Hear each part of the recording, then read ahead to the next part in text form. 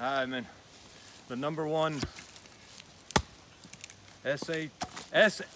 I always screw this up. SHTF prep as revealed by the Aqsa Flood attack. Whole ton of lessons we got to take from that attack, including that evil exists and evil despises good. Hey, I forgot to say I'm Zach, and this is the Revolting Man channel. Thank you for watching. If you could help us out with a like and a subscribe, we'd appreciate it. Say hello, men. But the number one skill we got to be working on, the most important thing, as this attack has demonstrated, is fire watch. What we call fire watch in the Marine Corps, call it fire watch. The Army calls it guard duty. And everything gets incorporated. That's why it's the first skill they teach you in the military: standing post, standing guard, standing fire watch. Those attacks came in the evening or early morning. I don't remember which now. But when everyone was asleep and everyone was in their walls and everyone thought they were safe, and they had no warning and they got hit when they weren't ready. If you're running an effective guard shift, you have accomplished all of your prepper goals. Because first off, you have community, because you have multiple people, multiple men most likely. You've been training because you've achieved discipline. It takes discipline and organization to run an effective guard post. This isn't just, being awake and walking around looking. There's 11 rules.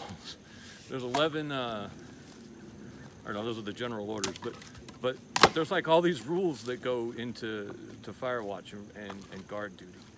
But you've got an organized community with men who are trained, and once you put a man on a wall in the middle of the night and tell him he's responsible for everyone's safety and security, including his own, he's going to want to be armed and trained.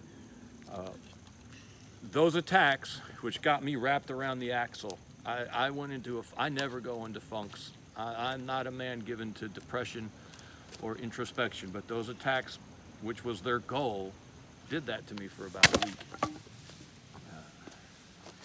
And the number one thing that would have shifted that whole attack was that if those communities who were near danger, those were communities on the edge of danger, they were close to that border, to that wall. Had they been running a proper guard shift, stand and watch, for those of us, and this is Old Testament too, so those Jews don't have an excuse. If the watchman had been on alert, if it'd been what's the word? I can't remember the phrase the King James uses, but anyway, then that threat could have been confronted much quicker, and the alert would have gone out much sooner, and the death toll would have been much lower. We all want to stack our beans and rice, and that's fantastic. We all want to talk about our guns and our ammo, and that's completely necessary, because that's the second lesson. Those communities that got hit were almost completely unarmed, or completely unarmed. But we've got to learn how to stand watch, which is, I've said this before in the past. The more important something is, probably the more boring it is. Standing post is boring. Standing fire watch is boring.